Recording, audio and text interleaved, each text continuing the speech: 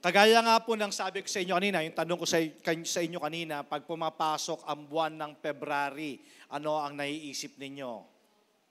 Yan, di ba? Love month, araw ng mga puso, buwan ng mga puso. Ayan.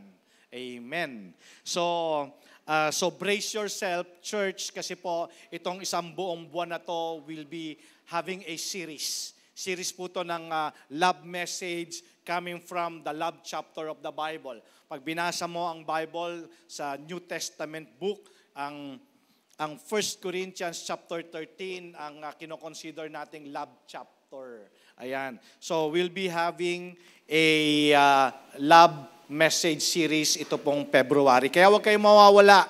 Okay? So napakaganda po na maintindihan natin. Okay, ano ba talaga? What is love? At ano yung God's kind of love? Okay, so, nung panahon namin, hindi pa naman ganong katagal, okay, meron kami tinatawag noon na Islam book eh. Sino yung nakaabot ito ng Islam book nung araw? Yan, di ba? Napagkakamalan yung mga matatanda ito. Oh, for the sake ng mga kabataan, nung araw, may Islam book kami. Doon sa Islam book na yon, ang isa sa mga tanong doon is define love. Yan. Paano mo define yung love nung araw? Love is blind, love is blurred, di ba? Love is many splendored things, di ba? Love, kung ano-ano ang definition natin ng love. Pero tingnan natin ano ang definition ng love sa Bible. Ano ba ang sinasabi ng Bible patungkol sa pag-ibig? Ayan.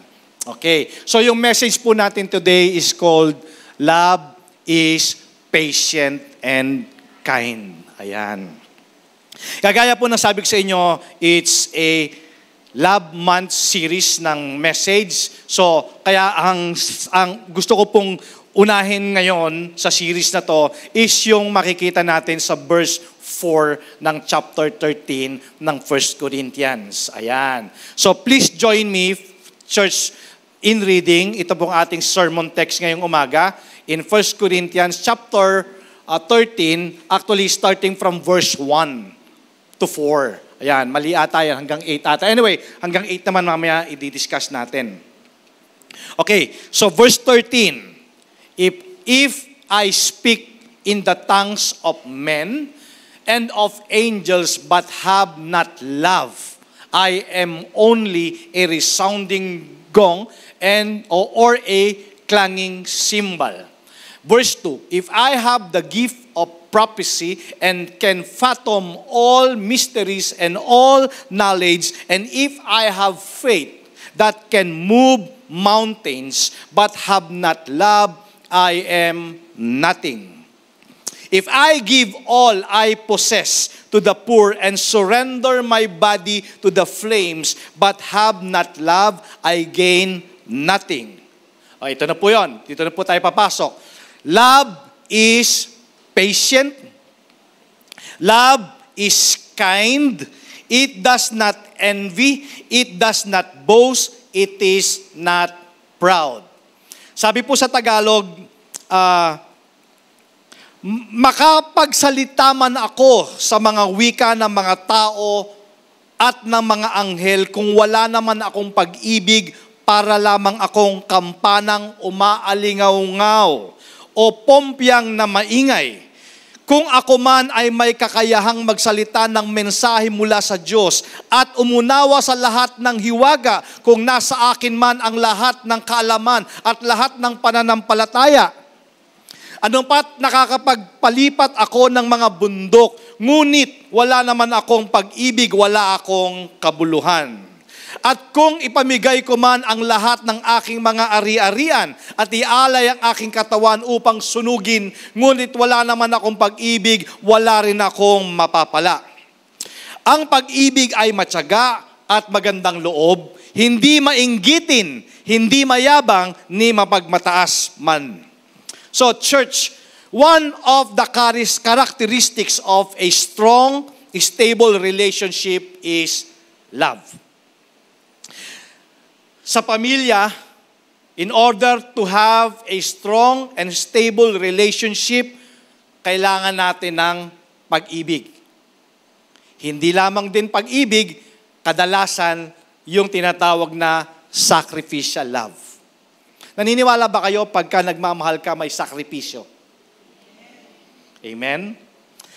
So, this kind of love always seeks the highest good in other person. Kasi yun yung tinatawag na sacrificial love. This kind of love will transform your marriage and your family and your relationship with other people. Pero saan nga ba natin? Where does one learn that kind of love? Well, this kind of love is not a product of a natural man. It is the fruit of the Holy Spirit. In book of Galatians chapter 5 verse 22 says, "But the fruit of the Spirit is love." So ito pong kind of love na to na pinag-uusapan natin, hindi po ito mamamanufacture ng tao. Ito po ay bunga ng banal na spirito sa life ng isang mananampalataya. Okay. You cannot manufacture it. It must always come from the abiding presence of the Lord. Kaya ka siya fruit ng Holy Spirit eh. Pag meron kang Holy Spirit in you, ito yung bunga, ito yung manifestation na makikita sa labas ng pagkatao natin. Amen po ba yon? So ibig sabihin, this kind of love na pinag-uusapan natin, meron tayo nito kasi ni-receive natin ito sa Panginoon. Okay, so ito yung because of the abiding presence of the Lord in us. And then He expresses His love through us. Tayo yung extension ng pag-ibig ng Diyos. Kaya natin ito nagagawa sa ibang tao. And God modeled and demonstrated that kind of love. Diba? Anong sabi ng John 3:16? "For God so loved the world that He gave His only begotten Son, that whosoever believes in the name of Jesus Christ will be saved." So, dinemonstrate ni Jesus itong kind of love na to. Yung relationship, church, is hard work. Diba? Na ito po ay dinemonstrate ni Jesus Christ. He worked for our personal relationship dun sa cross by giving His life. Now, so, upon hearing all this, brothers and sisters, totoo ba yung kasabihan? Diba? Totoo ba yung kasabihan na di bali nang maubos ang pera, wag lang ang pasensya? Tama ba? Diba yung sabi nila, alam mo yung pera ko, hindi mauubos. Pero yung pasensya ko, paubos na. Amen. So today, church, we're going to look at relationships and their importance in our lives. Bakit po? Because I believe they are important. They are important, and I'll give you first 3 reasons. 3 reasons bakit importante sa life natin. Okay? Itong sinasabi natin na patience in our relationships. Number 1, they are important because relationships determine our happiness. Totoo ba na sa relasyon natin nararanasan, siya yung source ng ating greatest pleasure or our greatest pain? Diba? Diba pagka meron kang relationship, meron kang karelasyon, doon mo nararamdaman yung kaligayahan. At the same time, doon mo rin nararanasan yung greatest pain. Siguro kung walang relationship, wala ka siguro mararanasan na pain. Tama ba? Kung wala kang jowa, walang pain sa relationship. Amen. Kung wala kang kaibigan, wala sigurong pain sa relationship. But in the same manner, kaya mo na nararamdaman ng puso mo yung kaligayahan because also of that relationship. Amen. So that's number 1. Number 2, they are important because they will determine our success.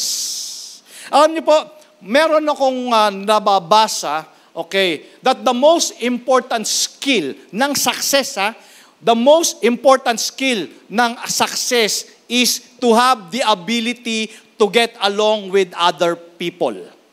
Totoo talaga yung kasabihan na no man is an island. Diba? Kaya yung mga successful people, isa sa mga katangian niyan is they get along with other people. Marunong silang makisama. Marunong silang makipagkapwa-tao. Kaya successful din sila, 'di ba? So like the politicians, 'di ba? Kung hindi magkakabayaran at talagang yung popularity lang talaga ang ipinanalo nila, well, I believe one of the factors is yung kanyang pagiging getting along with other people. So, alam nyo, it's very important sa relationship natin because it determines our success. Totoo ba yon? Meron ba kayong mga ganong karanasan na masasabi mo, well, siguro part ng success ko is because of my relationship with other people. Tama? Your relationship with your boss, di ba? Your relationship dun sa mga kasama mo sa trabaho, yung relationship mo sa universities, sa school mo, di ba? Yung relationship sa church, di ba? It's a factor 'yon, big factor po 'yon. And number 3, they are important because our relationship that develop our character. Yan. Naniniwala ka ba na kung sino ka this coming 2025, next year, okay, from today, will be determined by 2 things. Dito sa church, pinag-aaralan natin, pinag-uusapan natin dito, yung ating, sabi nga natin, the way you think, the way you will be. Amen. From today until next year na lang, di ba? Your future determine kung ano yung nasa mind mo. Okay? And also, it is also important, hindi lamang kung ano yung nasa mind mo, it's also important yung mga kasakasama mo.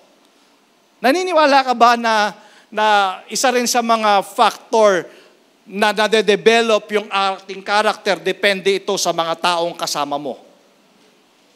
It matters. Amen? It matters. Kaya, ang tanong, sino ba yung mga taong kasama mo lagi? Kasi, church, that develops your character. Birds with the same feather flocks together. Tell me who your friends are, and I'll tell you who you are. Diba? Kasi sila yung lagi mong kasama eh. So, yung relationship is very important. Diba? Kasi nade-develop ka, na-form yung character natin kung sino yung lagi nating mga kasama. Okay? And today, we are going to look at a new part of our understanding of love. At sabi ko nga po sa inyo, it is found in 1 Corinthians chapter 13, verse 4. Love is patient and kind. Okay. Dito po, the Word of God is telling us that if we are going to have a viable or successful and growing relationships, the first thing we need is patience. Kung gusto mong magkaroon ng successful relationship, ang unang-unang kailangan mo is patience. Do you agree? Amen ba? Amen. Well, hindi na tayo dapat ma-surprise. Bakit sinabi ng Lord ito sa atin? Bakit ito? Bakit alam ng Lord ito? Well, siyempre naman, church, for maybe 1,000 years of needing patience in us, yung relationship natin ng Lord. Di ba? God is patient to us. Alam nyo ba, pag pinag-aralan mo, yung origin ng word na patience in Greek word, it is literally, sabi dito, ang English translation niyan from Greek is to have a high boiling point. Yung person, ikaw yung tao na kaya mong i-adapt yung high boiling point. Sa Tagalog, ito yung klase ng tao, kaya mong kontrolin kahit kumukulo na ang dugo mo sa isang tao. Tama ba? Di ba, narinig mo na, grabe yan, kumukulo ang dugo ko dyan. Yun pala, doon pala nang galing yun. Yung the ability to control, yung high boiling point. Grabe, di ba? Yung talagang, grabe talaga, yung talagang, yung buti na lang, meron talagang, fruit ng Holy Spirit, yung self-control, no? Di ba? Yung nakokontrol mo talaga, yung gusto mo nang magalit, pero hindi mo magawa. Di ba? Amen po ba? Nararanasan niyo po ba yon? So yun daw yung patience na origin talaga, na definition talaga from the Bible, from the original. Yung meron kang ability to control the high boiling point. The word is never used in the Bible except to explain the relationships of people. It means that it is loving to be patient and it is unloving to be impatient. Wow. Kaya sabi nga, kung gusto mo maging successful ang relationship mo, kailangan matuto kang magpasensya. Amen. Tingnan mo yung katabi mo. Kapase-pasensya ba yan? O inuubos yung pasensya mo? Amen? Naniniwala ka ba na kailangan mo to today? Kasi kung di nyo po to kailangan, pwede na kayo matulog. Pero it's true. It's true talagang, wow. Bakit nga ba sa dami naman ng pwedeng topic ng Lord sa Bible, bakit naman sinama niya pa yung patience? You know why? Kasi relationship is important to the Lord. It's important. Diba? Relationship. Kaya nga namatay si Jesus Christ sa cross because of relationship. But as many as received Him, gave Him power to become children of the Most High God.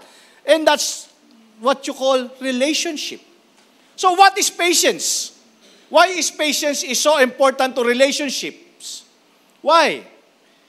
Well, it's important to relationship for two reasons. Number one, bakit nga ba kailangan ng pasensya? Kasi nga naman, number one, because everybody is unique. Hindi naman lahat kapareho mo. Huwag mo hanapin sa kanila kung ano yung meron ka. Hindi, iba-iba tayo. Your personality is unique. Diba? We all have different personalities. Your experiences. Diba? Iba-iba tayo ng karanasan. Kahapon lang, iba-iba tayo ng mga naranasan. Di ba? Tapos, napansin mo, parang nakasimangot, parang wala sa mood, pero hindi mo naintindihan, iba pala yung pinagdaanan niya kahapon. Nagkaroon pala siya ng bad day yesterday. Pero hindi mo maintindihan, wala kang pasensya. Di ba? Kasi church, we all have different backgrounds. We all have different experiences that have shaped our lives. So, kaya pala, importante sa relationship ang patience kasi ito yung because everybody is unique. Hindi tayo pare-pareho ng pinagdadaanan. Hindi tayo pare-pareho ng karanasan. So that's number one. And another reason why it is important because of the way God has shaped you. There is no one else exactly like you. Ito ang kadalasan church na problema natin. Kadalasan problema natin, nandun ka na sa level na yun eh. Tapos hinahanap mo doon sa ibang tao. Tama ba? Hinahanap mo sa kanya. Hinahanap mo sa kanya yung area na kung saan ikaw ay strong. Pero yung ibang tao ay weak. Di ba? Gusto mo makita sa kanya kung ano ka. So, madalas hinahanap natin yung sarili natin sa iba. Mahihirapan tayo kasi nga, everybody is unique. Kaya anong sabi ng 1 Thessalonians chapter 5, verse 14, be patient with everyone.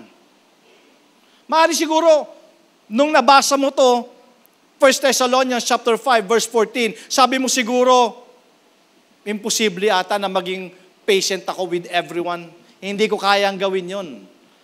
And And yet, sabi ni Apostle Paul, well, be patient with everyone. Though, iniisip natin talaga imposible. Imposible ba na maging mapasensya tayo sa bawat isa? Posible ba? Sasabihin ba ng Bible ito kung hindi doable? Amen? Tama, di ba? Hindi naman sasabihin ng Bible to kung hindi doable. Otherwise, sabihin natin sa Lord, Lord, imposible yan. Pero anong sabi ng Bible? With men, things are impossible. Pero pagkasama mo si Lord, lahat nagiging posible. Amen po ba? Di ba? So, marahil siguro yun yung tumatakbo sa isip natin. Pwede ba? Pwede ba talaga tayong maging patient with everyone? So siguro, the next question is, how to be more patient with people? How? Kanina, why? Ngayon, how? Well, unang-una mga kapatid, how to be more patient with other people? Siguro, remember how patient God is with you. Kung gaano kapasensya ang Diyos sa'yo at sa akin. Tama ba? Kasi isipin mo na lang, si Lord nga, napaka-patient sa akin eh. Di ba?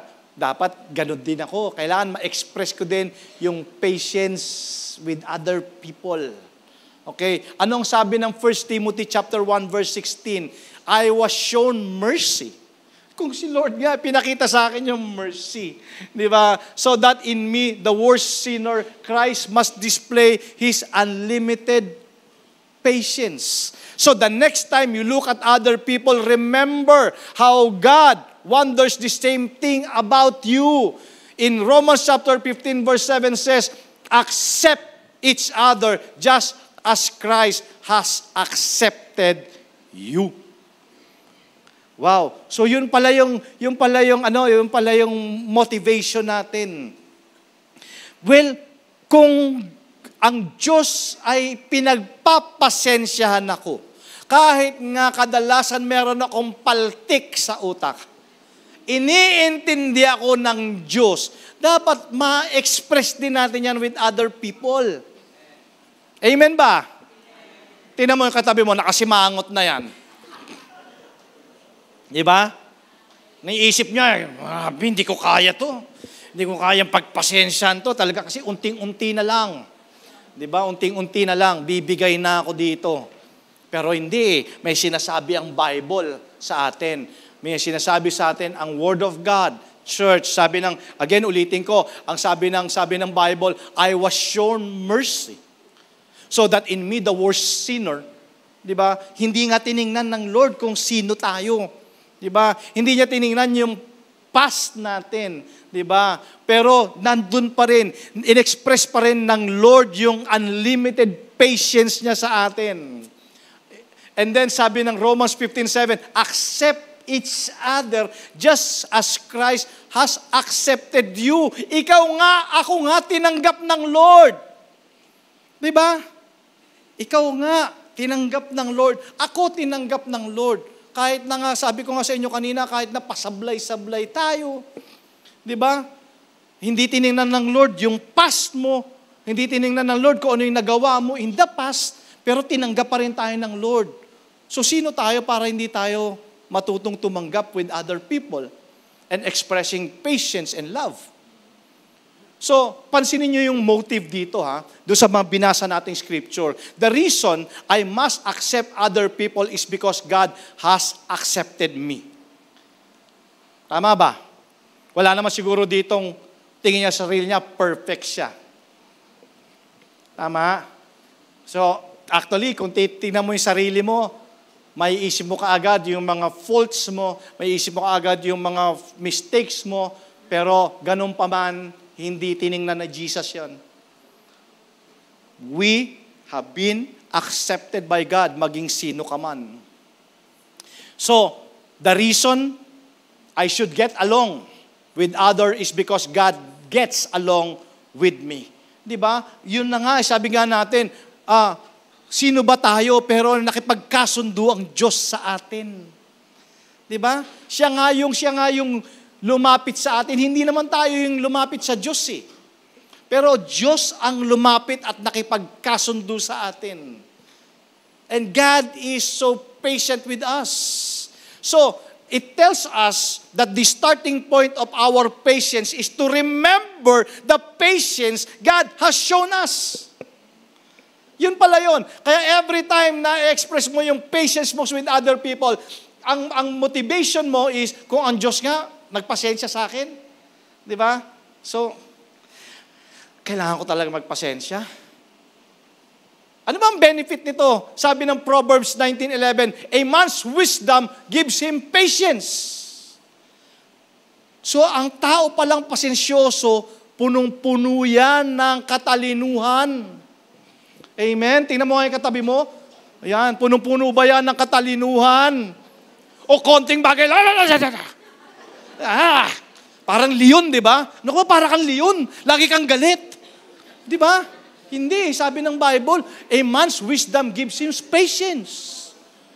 Di ba? Yun pala yung bunga nun. Yung taong punong-puno ng wisdom, punong-puno rin ng pasensya yan. Di ba? Kasi nga, pag puno ka ng wisdom, marunong ka magpigil. Di ba? Hindi yung, grabe naman, may kilala ba kayong taong ganun? Parang lang parang leon. Ano ka ba? Parang kang laging galit. Huwag kang laging galit. Di ba? Konting anong, gano'n ba? Ano ba ito? Minsan gusto nyo ba kasama yung ganun tao? Ayaw nyo, no? Yung taong laging galit, nakakahawa po yun. Pati ikaw din, ganun na rin. Di ba sabi natin kanina, that determines your character. Kasi yun na yung lagi mong kasama. Lagi na lang galit. Di ba? Meron nga mga joke nung bata kami. Pag yung mga Ilonggo-Ilongga, di ba? Meron ba dito mga Ilonggo-Ilongga? Yun daw kahit galit daw ay malambing pa din. Di ba yung saksaking kita. Di ba yung mga gano'n, di ba? Nung mga bata kami, gano'n yun. Kaya sabi, gustong-gusto nila kasama yung mga Ilonggo-Ilongga. I don't know kung yun talaga yung kanilang karakter. Pero totoo yun, mahirap kasama yung mga taong laging magagalitin. Okay? Kasi sabi din ng Proverbs 14:29, a patient man has a great understanding. Ayan. Di ba yung lagi mong umuunawa ka, iniintindi mo kasi itong tao na to unique. Di ba? Special. Special child. Di ba? Unique siya. Iba yung kanyang experiences, iba yung kanyang character, iba yung kanyang background. So, intindihin mo. Unawain mo lang. Di ba? Kasi nga, sabi nga ng Bible, a patient man has a great understanding. Church, naniniwala ba kayo na ang successful relationship, isa sa mga factor nito ay yung mag-intindihan. Magmahalan. Amen? Diba? Iniintindi mo sa totoo lang. Sa totoo lang, pag ganun ka, iniintindi mo yung tao. Well, of course, iniintindi mo, you're not tolerating yung mga maling ginagawa niya, ha? Hindi yun yung point ko. Okay. Ang ibig ko sabihin yung, intindihin mo yung tao. Baka naman meron lang talaga siya pinagdadaanan, kaya ganyan. Okay? Baka naman siguro rejected. Diba? Baka naman na-busted. Ayan. So, intindihin nyo lang. Intindihin nyo. Okay. Anong sabi ulit doon? Sa book of Proverbs 14:29, a patient man has a great understanding. And then, a man's wisdom gives him patience in Proverbs 19:11. So, kung ako sa inyo, sa mga iPad ninyo, sa Bible ninyo, encircle ninyo yung word na wisdom and understanding. Why? Why? Because that's the key to patience. Ang key ng patience ay understanding. Di ba? Pag marunong kang umunawa, iniintindi mo yung kapwa mo, not tolerating yung kanyang mga sins, ha? That's not my point. Ang sinasabi ko lang is, intindihin mo naman. Mag-intindihan, magpasensyahan. Sabi mo sa katabi mo, narinig mo ba yun? Tama, di ba? Hindi yung konting bagay lang, galit ka na. Di ba? Kasi the more you understand that person, the more patient you are going to be. And all relationships, church, I believe, are based on understanding. Amen? All successful relationship are based on understanding. Amen? Anong sabi ng Proverbs 18 verse 13? He who answers before listening, that is his folly. O sabi ng Tagalog, kahangalan yan and his shame. Pero ba kayong kilalang ganon, yung nagsasalita pa yung tao, hindi pa tapos, sasabat na. Amen? Ako nga eh. Yan mga ganon, di ba? May tao kang kausap, di ba? Nagkukwento ka ng mga ano mo, ng mga problema mo, baba na siya. Ako nga. Mamaya, siya na yung kina-counseling mo eh. Ako nga.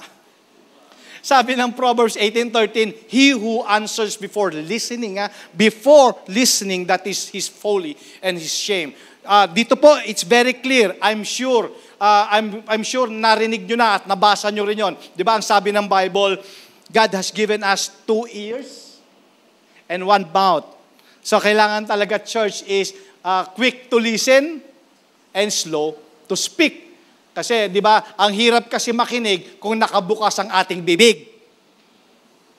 So, anong point ko? Ang point ko, church, is in understanding, matuto kang makinig. Sige nga, tingnan natin. I-rate mo yung sarili mo from 1 to 10. Paano mo masasabi na ikaw ay good listener? From 1 to 10. Are you a good listener? O yung kaya kayo nagkakaproblema, di ba? Kaya kayo nagtatalo, kasi hindi pa tapos magsalita, nagsasalita ka na. Kaya hindi mo maintindihan. Amen. Sige nga, i-rate mo from 1 to 10. Yan, 10 daw, 10. Yan. Ha?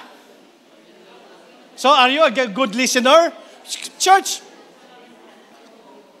quick to listen and slow to speak. Kaya tayo binigyan ng 2 tenga and 1 mouth. Amen?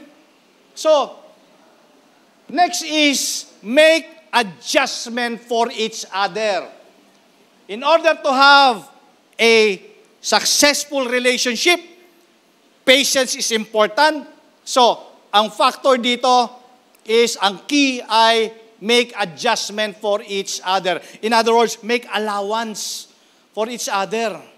Well, hindi ko po tinatanggi. I realize that we all have bad days. Diba? And I know that each one of us, meron talaga tayong moments. Moments talaga. Talaga naman kung papunta lang ng church talaga, meron talagang mga kung ano-ano mga kamote, may mga kung ano-ano mga pasaway sa kalsada, di ba? Na merong mga problema bago pumunta ng church, o hindi naman ngayong araw na to, yung mga nakalipas na araw. You know, I realize that we all have bad days. Pero ang sabi ng book of Ephesians chapter 4 verse 2, be completely humble and gentle, be patient, bearing with one another in love. Ibig sabihin, church, make adjustments for each other. Di ba? Medyo habaan mo naman yung pasensya mo. Amen? Pwede ba pakitapik mo yung katabi mo, sabi mo, habaan mo ang pasensya mo. Amen? In other Bible translation says, be patient with each other, making allowances for each other faults because of your love. Ginagawa mo naman yan kasi nga because of your love. Because of your love. Kaya mo siya ginagawa. So, make allowances. Sa Tagalog, ang ibig sabihin niyan, habaan mo naman ang pasensya mo. Diba? Kung gusto mong umayos ang relasyon, understanding is a big factor. Amen. May natututunan na po ba kayo so far? Nakakapagpasensya na ba kayo? Amen. Okay. Number 4, okay, treat others the way you want to be treated. Ayan. Diba? Dito pumapasok yung love is kind. You know the definition of kindness? Kindness is how you treat other people. Diba? Yun yung sinasabi ng Bible na kindness. So, treat others the way you want to be treated. Sabi nga, diba, Sowing and reaping lang yan. What you sow, you will reap. Diba? Kung ikaw ay magsoso ka ng kindness, you will reap kindness. Subukan mo maging mabait sa ibang tao, ganun din ang balik sa'yo. Maring hindi man sa kanya, pero from other people. Kasi nga, what you sow, you will reap. Kung anong treatment ang gusto mo gawin sa'yo, ganun mo din i-treat yung ibang tao. Well, alam mo kung ano tawag dito? It's a golden rule. Matthew 7:17 says, so in everything, do to others what you would have them do to you. So it's biblical, church. It's biblical na treat others the way you want to be treated. Meron ba kayong mga ganitong karanasan? Gusto mo na mahalin ka, hindi ka naman marunong magmahal. Gusto mong irespeto ka, ikaw naman hindi marunong rumespeto. Diba? Gusto mo na maging mabuti sa iyo ang kapwa mo, pero ikaw wala kang pakialam. Pero sabi ng Bible, kung ano yung gusto mong tratuhin ka ng iba, ganun mo sila tratuhin. Amen. So, alam niyo po, itong Matthew 7:12 na to, in everything, do to others what you would have them to do. This single verse could have saved every marriage that is in trouble. Every relationships that is in trouble, every broken relationships. Hindi mo kailangan maging Bible scholar, church, para maunawaan mo to. It's very simple. In everything, do to others what you would have them do to you. Hindi mo kailangan maging Bible scholar to understand this. This single verse could save every relationships. Every broken relationships, in your marriage relationships, if you want to be treated with respect, then you must respect your spouse. Naghahanap ka ng respeto sa asawa mo, ikaw nga hindi marunong rumespeto sa kanya. Sowing and reaping lang yan. If you want to be treated with kindness, then treat others with kindness. It only makes sense. So hindi po ito bago, ito ay golden rule po ito. But it's difficult to practice kasi nga selfish tayo. Gusto natin, tayo, ayaw nating mag-give. Diba? Gusto lang natin, receive lang tayo ng receive. Pero kung ito po ay ipapractice natin, it would end most broken relationships. Do you believe? Church, do you agree? Na kung ito ay ipapractice natin, di ba? Sowing and reaping, kung ano yung gusto mo gawin sa'yo ng kapwa mo, gawin mo din sa kanila. Kung gagawin natin ito, ipapractice natin ito, maraming mga broken relationships na masisave. Amen? Ano ang sabi ng Philippians chapter 2, verses 4 to 5? Each of you should look not only to your own interests. Kasi nga, selfish tayo. Gusto ko, ako lang. Di ba? Sige lang, mahalin niyo ako, pero hindi ako magmamahal. Show kindness to me, pero hindi ako magiging kind sa'yo. Sarili ko lang interest ang aatupagin ko. But also to the interest of others. Your attitude should be the same as that of Christ Jesus. Alam niyo po, itong scripture na to is telling us to pay attention to the needs of other people. Tingnan mo din naman, church, yung alam mo yung understanding, tingnan mo rin naman yung interest ng ibang tao, hindi lamang yung interest mo. Because if you're just looking to your own interest, we call it selfishness. Amen? We should look and listen to discover what they are interested in. Kung tatanungin ko po kayo, within your family circle na lang, sa pamilya nyo na lang, at least you can name top 3 things within your family kung ano ang kanilang interest. Alam mo pa ba kung ano ang interest ng misis mo? Alam mo pa ba kung ano ang interest ng asawa mong lalaki? Alam mo pa ba? Because sometimes we become so preoccupied in ourselves that we fail to look out for other people's interest. Ito yung tinatawag nating me, my, mine. Diba? Church, paglabas natin ng pintuan ng church na to, wag lang yung interest ninyo, tingnan ninyo. Tingnan mo rin yung iba. Tingnan mo rin na, ang ibang tao, they have They are unique. They have different backgrounds, different experiences. Diba? Maybe this person, meron siyang bad days.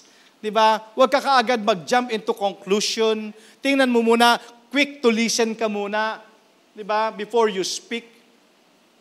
Amen po ba? May natututunan ba tayo regarding sa patient and being kind? May amen? Bakit isinulat ng Bible? Kasi doable. Kasi alam ng Lord, ng relationship ay importante. Many broken relationships, church, ang dahilan kasi hindi nga nagkaunawaan. Sabi nga may joke nga, ba't sila nag-aaway? Malamang hindi sila nagkakaintindihan. Totoo nga naman, kasi kung nagkakaintindihan, hindi mag-aaway. Amen. Di bali nang maubos ang pera. Wag lang ang pasensya. Ang problema, wala nang ang pera, wala pang pasensya. Amen. Church, in closing, God knows that it is not natural for us to be patient. But it takes God's power in your life to be patient. Church, who knows? Maybe, baka paglabas mo pa lang ng pintuan na to, o itong dadating na 1 linggo na to, subukin na kaagad yung patience mo. Lord, wag naman.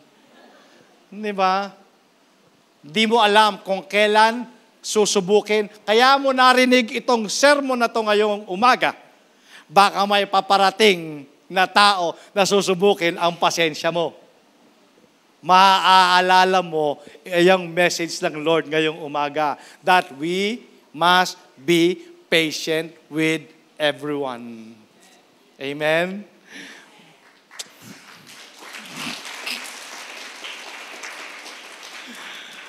Baka mamaya paglabas mo, subukin agad. Diba? Yung mag-asawa, pauwi pa lang ng bahay, nag-aaway na. Diba? Pambihira. Talagang hindi nyo man lang ninamnam yung mensahe ng Lord. Diba? Simpleng bagay lang. Pag uwi mamaya, naitapon lang ni Mister yung medyas niya. Diba? Napaalat lang yung luto ni Mrs. lang sinigang. Walang pasensya. Pero hindi. Sabi mo sa katabi mo, iba na ako ngayon. Yan. Sige pa nga, sabi mo, iba na ako ngayon. Amen. Iba na ako ngayon. You know what, church? God is telling you today to treat others with patience. How? By having the mind of Christ. Amen. At yun po ang sikreto ng patience. Having the mind of Christ. Alam niyo, sabi nga nila, ang patience daw is not the ability to wait. Hindi daw yun ang patience eh. Kunyari, meron kayo hinihintay, prayer. Sa prayer, di ba? Or meron kang, ang usapan nyo nung ka-meeting mo ay 10:00, di ba? 1:00 na, wala pa. May ganun, di ba? Oh, grabe naman. Di ba? Patience is not the ability to wait, but the ability or how you act while waiting. Yun daw ang patience. Kung sino ka at kung anong ginagawa mo habang ikaw ay nag-aantay. Hindi yung kumukulo na yung dugo mo. Di ba? Unti-unti yung level, ayan na. Nasa 75% boiling point. 80, 90, 100% boiling point na. Di ba? So, church, sabi nila, you cannot give what you don't have. Totoo po yun. But you receive the God's kind of love. Kasi alam niyo po, being loving reflects God. Kaya siya naman yung example natin. Ano sabi ng 1 John chapter 4 verse 19? We love because He first loved us. So, we have the capacity to love others. Kasi tinanggap natin yung love na yon. Sabi, you cannot give what you don't have. Yes, but you can give because you receive God's love. Amen? Kaya tayo may kapasidad tayo na i-share yung love na yon. Kasi na-receive natin yung pag-ibig ng Diyos. Kaya ano sabi ng 1 John chapter 4, 7, 8, Beloved, let us love one another, for love is from God. And everyone who loves is born of God and knows God. Yun pala yun. Kaya pala tayo nagmamahal, kaya pala na-express natin ang pag-ibig, kaya nasi-share natin yung love, kasi tinanggap natin sa Panginoon yun. At yan ang sign. Yan ang sign na ikaw ay naligtas. Yan ang sign, yan ang manifestation na tinanggap mo ang Diyos at kilala mo ang Diyos. Because the one who does not love does not know God. For God is love. Amen? God is love. Kaya pala marunong tayo magpasensya. Kaya pala marunong tayo magmahal. Kasi nga, ni-receive natin yon sa Panginoon. At dahil na-receive natin yon, church, in 1 Corinthians chapter 4 verse 8 says, love never fails. Alam niyo po, totoo na sa pag-ibig talaga, kailangan talaga ng sacrifice. Sa pag-ibig, walang mali. Hindi po mali ang magmahal. Amen? Ang mali, siguro, kung hindi mo naiintindihan, yung pagmamahal. Love never fails. Ang sabi ng 1 Corinthians chapter 4 verse 8. It is eternal, it never comes to an end. Alam nyo, gustong-gusto ko sa Tagalog to. Sabi dito sa Tagalog, yung 1 Corinthians 4:8, ang pag-ibig ay hindi nagwawakas. Hindi po matatapos yan. Ipanganak ka, kunin ka na ng Lord, yung mga nauna na sa atin, nandun na rin, naranasan, naramdaman na nila yung pag-ibig. Mawawala tayo dito sa mundong ibabaw na to, pero ang pag-ibig magpapatuloy. Kasi ang pag-ibig ay Diyos. Kung mayroong hahayag, ang mga ito ay lilipas. Kung may pagsasalita ng mga wika, sila ay titigil. Ngunit kung may kaalaman, ito ay lilipas. But God's love never ends. God never fails. Alam mo, kapatid, kailanman hindi ka bibiguin ng pag-ibig ng Diyos. Minsan, untrusting tayo sa pag-ibig kasi meron tayong mga masama o pangit na karanasan patungkol sa pag-ibig. Pero kailanman ang pag-ibig ng Diyos, hindi ka bibiguin. Amen. Kailanman hindi ka bibiguin ng pag-ibig. Kaya alam niyo po, sabi nga nila, yung grand passage ng Scripture reminds us ng ABC ng pag-ibig. Alam niyo ba, merong ABC ang pag-ibig? A, B, C, D, E, F. Sabi nga, di ba, A is, I accept you just the way you are. Tanggap kita, maging sino ka man. I believe you are valuable. Tingnan mo yung sarili mo, not just your own interest. Tingnan mo rin na valuable din ang interest ng ibang tao. Tingnan mo ang kapwa mo na valuable to. Importante din ito sa Panginoon kasi mahal din to ng Diyos. Di ba? Alam mo, sa pag-ibig, ang ABC ng pag-ibig, we care. Lalo na pag nakikita natin na nasasaktan ng ibang tao kasi nga mahal natin. At sa pag-ibig, alam nyo ba, we desire what is best for them. Di ba? Wala tayong iniisip na masama dahil mahal natin ang tao at ang gusto lang natin sa kanya ay mapabuti. At kung meron man siya mga kabigatan, we ease the burden because we love them.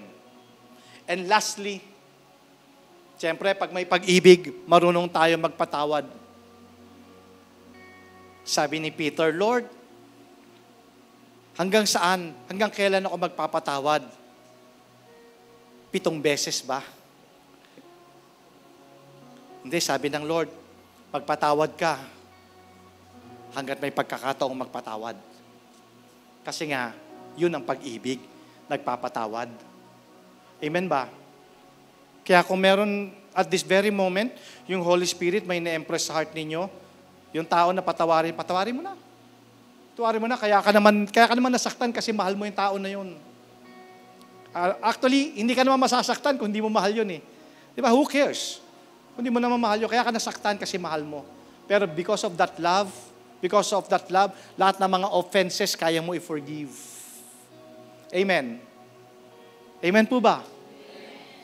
Church, love is patient and kind. So, matuto tayo mag-unawaan, mag-intindihan, matuto ka makipagkapwa-tao, wag lang yung sarili mong interes ang iisipin mo. Isipin mo rin yung iba. Amen. Everybody is unique. Iba-iba tayo. Iba-iba tayo ng pinagdadaanan. Iba-iba tayo ng mga karanasan. Pero isa lang ang bilin sa atin ng Panginoon. Love one another. Be patient. Be patient. Dahil ang key ng success ng relationship, ang kailangan natin unang-una ay patience. Maubos lang lahat. Wag lang ang pasensya. Amen po ba? Purihin ng Diyos. Tayo po tayo lahat.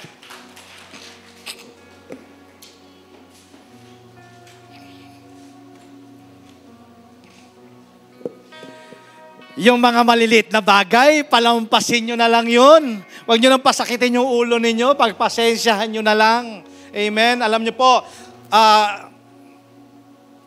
sabi mo sa sarili mo, gusto ko maging masaya. Gusto ko maging masaya. I want to be happy. Pero, alam mo ba na yung happiness mo determines your relationship. And you know what? Part of your greatest pain, ang dahilan yan, relationship din. Tama po ba? Pero gusto mo maging masaya. At happiness is a choice. Choice. Mga malilit na bagay, palampasin nyo na lang. Mga mag-aasawa, mga malilit na bagay, di ba? Palampasin nyo na lang. Di ba? Hindi naman siguro evil yung ginawa, wrong lang, palampasin nyo na. You know what? You know the difference of evil at saka ng wrong? Kung wrong lang naman, di ba? Nasunog lang naman yung sinaing, palampasin mo na.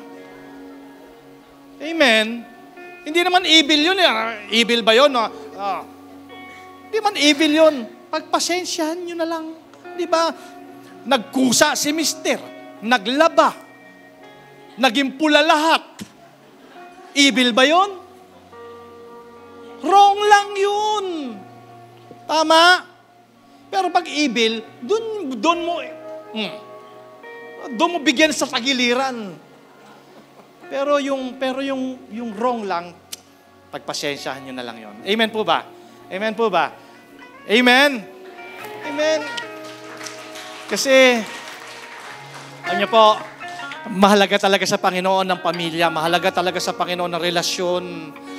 In order na maging successful, in order to have a viable relationship, ang unang-unang kailangan talaga is patient. Pagka na-practice mo na yung patience, isabay mo na rin i-practice yung kindness. Kindness. You treat other people kung ano yung treatment na gusto mo gawin sa'yo. Di ba? If you want to be loved, love others. If you want to be respected, respect others. Gusto mo ng kindness, maging kind ka sa kanila. Ganun lang yung sowing and reaping lang yan. Amen. Kaya lang hindi ka pwede mag-expect in return kung hindi mo naman ginagawa sa kanila. Dahil in the first place, we are being selfish. Kaya I hope, paglabas natin ng pintuan ng church na to, grabe.